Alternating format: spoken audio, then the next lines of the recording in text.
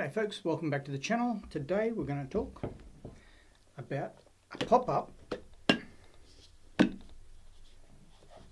kettle. First of all, looks a bit awkward coming up. It's just a pop-up, pop-down. It stores, it's never been back in its box. It just stores really well. It stores in any little nook and cranny. I've got a special little nook and cranny in my kitchen area for this, and it works really well. So it's out of the way and it's very easy to get to when you want it. Packs up pretty easy. You can do it with one hand, as you'll see later in the video, but generally speaking it takes two hands to get it out and two hands to put it away. Got a little button on the top, a lid that comes up, goes down. You can see when it comes on, it's got a little orange light here. It'll turn on. It does turn itself off after it finished boiling, so it is an auto off.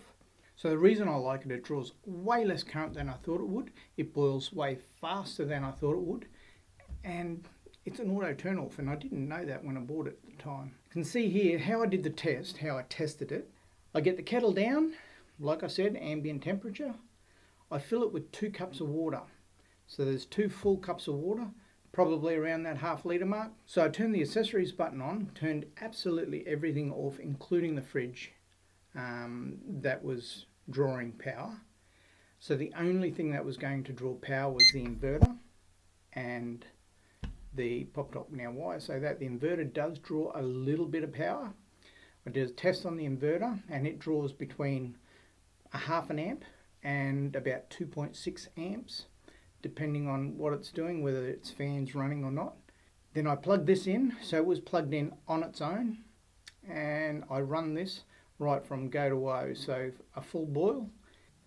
Plugged it in, you can see it turns itself on the moment it plugs in, and just left it run.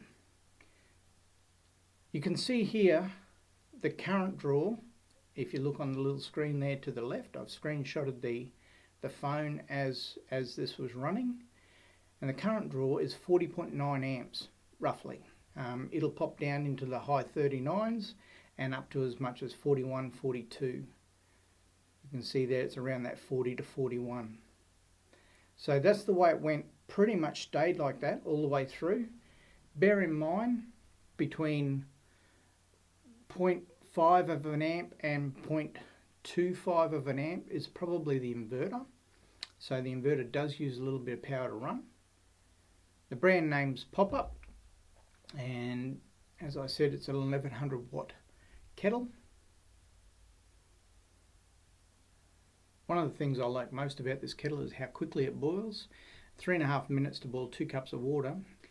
It truly is an easy way to boil water. That said, you can, obviously, I know I'm going to get comments underneath, why not just put it in a billy and turn the fire on? And it is an easy way to do it. I have got a jet boil that I just sit the billy on top of, and it is a nice quick boil.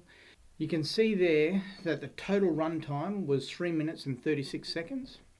3 minutes and 36 seconds total time, 216 seconds.